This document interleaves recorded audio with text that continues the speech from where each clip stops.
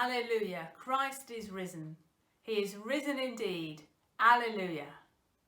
Hello and welcome to the fifth in our series of reflections for this Easter week, as we continue to look at encounters with the risen Christ from the Bible, and how Jesus might meet us, and how we might encounter him as we go through this time of crisis.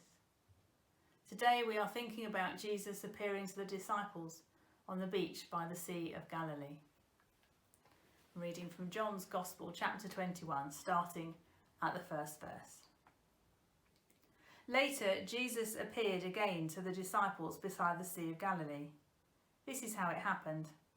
Several of the disciples were there: Simon Peter, Thomas, nicknamed the twin, Nathanael from Cana in Galilee, and the sons of Zebedee, and two other disciples.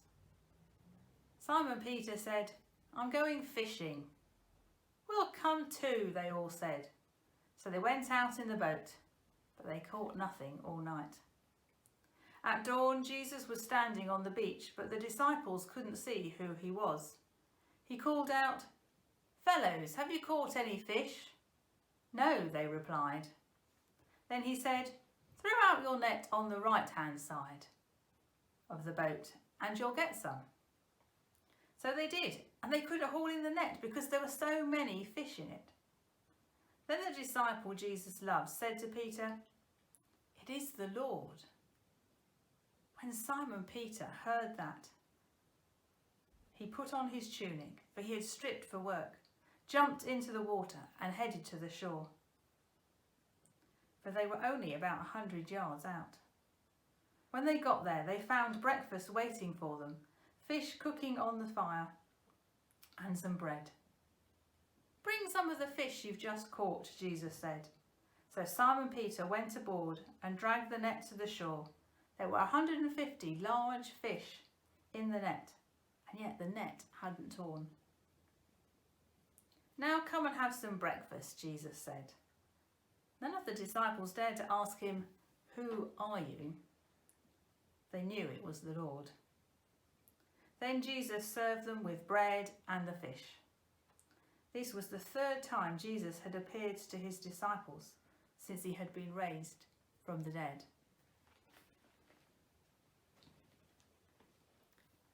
Jesus had previously appeared to the disciples, including Thomas, in a locked room in Jerusalem, and now we find them by the shore of Lake Galilee.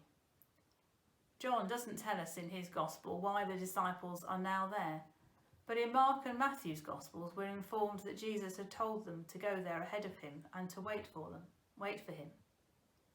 So here they are, waiting, hanging around, probably not sure what they should be doing with themselves, maybe even bored.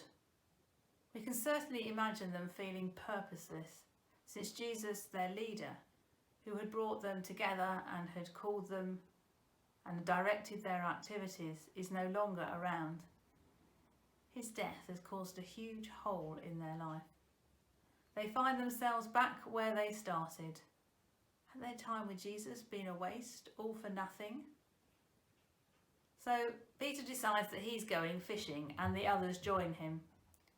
Perhaps he wants to do something familiar, something he knows well that brings comfort because he's feeling fed up, sad and depressed. Perhaps he's just wanting to do something rather than sitting around waiting and doing nothing. Perhaps he feels now that Jesus is gone, he's going to have to return to earning his living as a fisherman. But whatever the reason, it doesn't work well. Despite being out all night, they haven't caught any fish.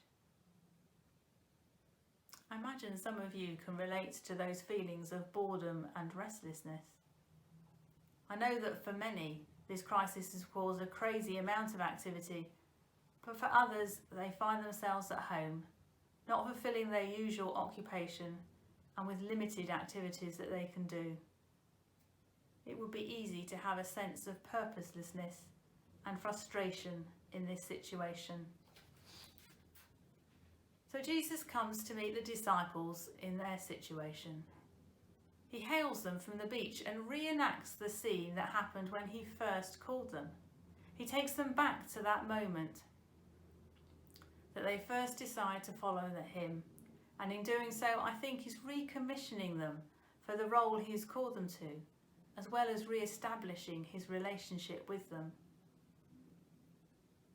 As they hauled in that huge catch of fish, no doubt they remember Jesus saying that they would become fishers of people. So Jesus encourages them that he will continue to use them to fulfill that calling. In this time, we can hold on to the fact that Jesus is with us and that he gives us purpose. Perhaps that is in rediscovering an old pastime we've long abandoned, or trying something new. Perhaps it is being creative in how we do things, such as using technology to keep in contact with each other and pray for each other. Perhaps it's posting things online, such as an exercise class or an activity idea. God has a way of using unexpected situations. For example, my son, Matt, who is a sound engineer, has found himself with no work for the summer, which should be his busiest time of year. So he's been stacking shelves in Tesco's. Not only is this him doing his bit, but he's been working alongside a number of teenagers, and being Matt, he's got talking to them, and they've been really interested in his usual job. So he's been sharing how he overcame obstacles and worked to get to the point he is now. And it's turned into a sort of teenager mentoring group. And of course, an important part of Matt's story is his faith and how he feels God has guided and helped him. And so he shared that with them as well. God can use any situation.